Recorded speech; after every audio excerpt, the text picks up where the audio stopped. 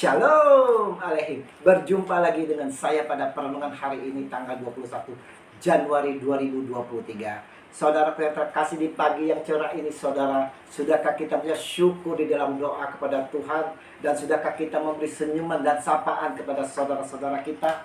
Mari kita awali perenungan pagi hari ini dengan tanda kemenangan kita. Dalam nama Bapa dan Putra dan Roh Kudus. Amin. Dianggap tidak waras. Bacaan liturgi hari ini diambil dari Ibrani 9 ayat 2 sampai dengan 3, dilanjutkan dengan ayat 11 sampai dengan 14, dan Injil Markus 3 ayat 20 sampai dengan 21. Saudaraku yang terkasih di dalam kasih Kristus, kita semua saudara pasti pernah melihat orang yang bertingkah tidak sepertinya saudara. Tingkah laku yang berbeda seperti biasanya. Dan tidak sedikit dari kita mengklaim kalau orang itu sudah tidak waras. Mungkin kita pernah atau sering dikatakan tidak waras karena kelakuan kita ini saudara. Sehingga kita ditolak, dijauhi, dan dibenci. Ada seorang teman saya dari sebelah. Karena dia mau mengikuti Yesus, keluarga besar dan kerabat-kerabatnya mencaci makinya. Teman saya dibilang tidak waras, sudah gila. Dia ditolak dan dikucilkan. Sesungguhnya apa itu tidak waras, saudara? Banyak orang beranggapan tidak waras itu adalah sikap perubahan tingkah laku seseorang yang tidak wajar. Yang orang awam menyebutnya gila. Nah, kita baca Injil hari ini. Waktu kaum keluarganya, keluarga Tuhan Yesus, mendengar hal itu, mereka datang hendak mengambil dia. Sebab kata mereka, ia tidak waras. Markus 3 ayat 21. Apa yang terjadi pada Yesus saudara? Sehingga dianggap oleh kerabat saudaranya tidak waras lagi. Kenapa keluarga hendak mengambil dirinya dan menyatakan dirinya tidak waras ini? Kalau kita mau perhatikan bacaan sebelumnya saudaraku, kita akan dapatkan bagaimana Yesus mengajarkan kepada orang banyak dengan kuasanya saudara. Yesus melakukan pengajaran-pengajaran yang membuat banyak orang berdecak kagum. Bukan itu saja saudara, dengan kuasanya Yesus menyembuhkan orang-orang sakit, juga mengusir roh-roh jahat. Ini perbuatan yang di luar kebiasaan manusia biasa. Maka kata mereka, ia tidak waras lagi. Markus 3 ayat 21. Siapa mereka ini yang mengatakan ini saudara? Mereka di sini dapat memungkinkan mereka itu adalah kerabat-kerabat Yesus atau orang banyak yang tidak menyukai Yesus dan berusaha untuk menangkap Yesus. Nah, untuk menghindari yang terakhir ini saudara, dan usaha menyelamatkan Yesus, tentulah saudara dan kerabatnya segera datang saudara untuk mengambil dan mengajak Yesus keluar.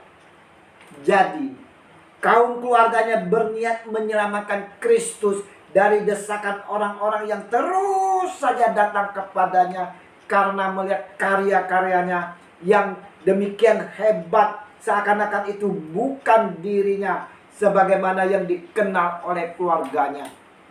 Kita pun saudara sering dianggap tidak waras sehingga kita ditolak, dicaci, dibenci, bahkan dikucilkan dari kita saudara. Karena melihat perubahan-perubahan hidup kita saudara. Di saat kita telah berdosa dan ingin bertobat, tentunya ada perubahan di dalam diri kita. Maka kita dibilang tidak waras saudara. Ada anak rohani saya yang baru bebas dari hukuman penjara karena kasus narkoba. Dirinya berniat hidup baru dipimpin roh.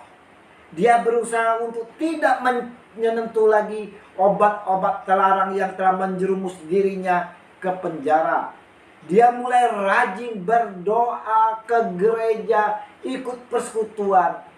Namun sayang saudara, mata-mata saudara-saudara yang ada di sekitarnya, bahkan yang seiman, memandang dia dengan penuh kesinisan.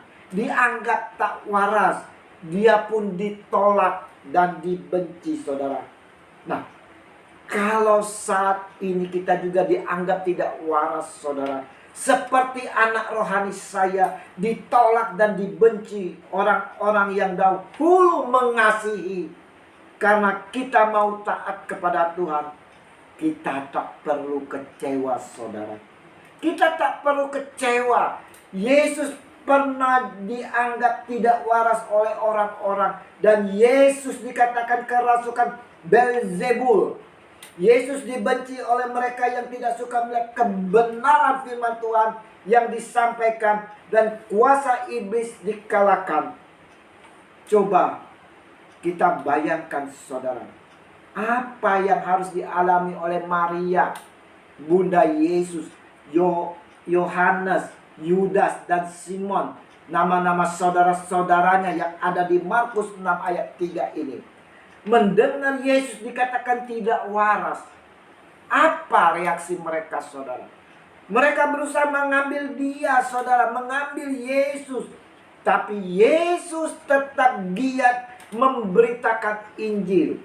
Nah, saat kita melakukan kehendak Allah, saudara, artinya kita siap mendapat penolakan-penolakan, termasuk penolakan dari orang tua kita, saudara kandung kita, kerabat kita, saudara.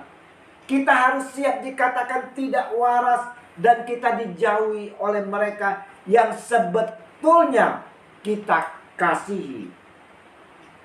Anak rohani saya, saudara, tetap teguh akan pertobatannya. Dia tak goyah oleh penolakan-penolakan. Dia justru bersyukur karena ini bagian dari proses pembentukan dirinya di dalam pertobatan. Dia bertahan dan menunjukkan buah-buah pertobatan sejati. Akhirnya, saudara terkasih, anak rohani saya ini diterima. Bukan itu saja, di lingkungan tempat tinggalnya pun diterima, saudara. Bahkan dia dipercaya sebagai pendamping para pemuda di Karang Taruna di tempat tinggalnya. Nah, saudaraku, apapun yang diperlukan oleh orang sekitar kita, tetaplah kita bertahan. Apapun yang diperlakukan mereka kepada kita, saudara, atas perubahan kita ini, saudara, tetaplah kita teguh bertahan dengan kokoh di dalam nama Tuhan Yesus. Yesus pun tetap bertahan, tetap mengajar. Demikian juga sharing dari anak rohani saya ini, saudara. Dia tetap bertahan, tetap dekat kepada Tuhan, dan tetap selalu bersyukur, berdoa, dan selalu memuliakan Tuhan, baik di dalam doa, di dalam persekutuan, dan dia juga sekarang dipercayakan sebagai pendamping para pemuda di Karang Tarunanya. Kita tidak membalas mereka yang telah menolak atau membenci diri kita, saudara. Justru kita terjerumus kembali ke dalam dosa kalau kita membenci kembali atau kita membalasnya, saudara. Kita pun akan mengalami sakit penyakit, saudara.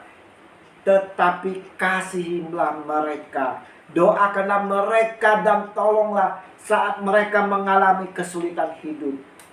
Tidak apa kita dianggap tidak waras karena mengikuti Yesus, saudara. Karena Yesus pernah merasakannya. Kalau Yesus telah merasakannya, Yesus telah mengalaminya, maka niscaya kita pun akan disertai oleh Tuhan Yesus, dan kita akan berjalan terus bersama Tuhan Yesus, dan kita akan mendapat sukacita dari Tuhan kita. Untuk itu ya, saudara-saudara, mari kita mau jangan saling menghakimi, jangan saling menuduh kepada orang yang ada perubahan. Mungkin perubahan di dalam pertobatan, mereka mau memperbaiki hidupnya, mereka mau lebih dekat lagi kepada Tuhan. Kita harus bersama-sama bersyukur dan merangkul mereka, dan kita saling menguatkan. Yesus Tuhan, kami ingin berubah, namun sering orang tak mau melihat perubahan kami. Kami yang telah dicap sebagai perusak, pendosa, tetaplah pendosa. Kuatkanlah dan teguhkan iman kami ya Yesus, agar kami mampu tetap bertahan di dalam pertobatan sejati dan dapat menunjukkan buah-buah pertobatan ini kini dan sepanjang segala masa. Amin. Dalam nama Bapa dan Putra dan Roh Kudus. Amin. Shalom Alaikum.